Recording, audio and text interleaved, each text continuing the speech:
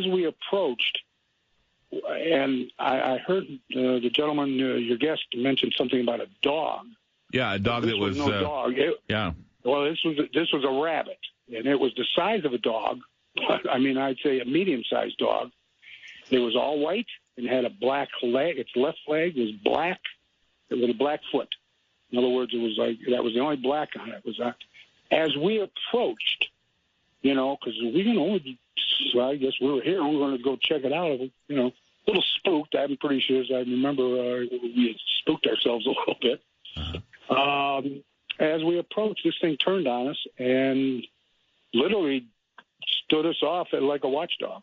And we, it was not much of a story, but we just I said, hey, I ain't going near that thing. I mean, this was like, I don't know how to compare it to other than a Monty Python movie. I was thinking about the killer rabbit.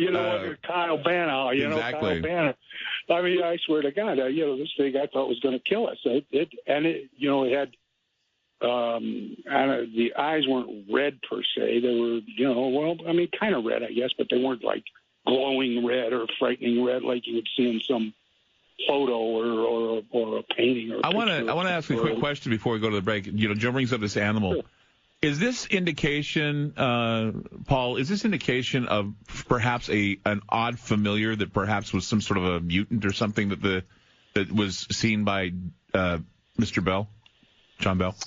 Well, I tend to think it might have been a tulpa-like thing. You mentioned the word tulpa, and I was impressed earlier in the show. I think these things come and go, much as the natives will tell you that Bigfoot comes and goes. And the tracks, I was talking to a fellow today, the tracks of a certain creature went to a certain point and disappeared. I think they're multiversal creatures that come and go, probably not of their own volition. One possibility.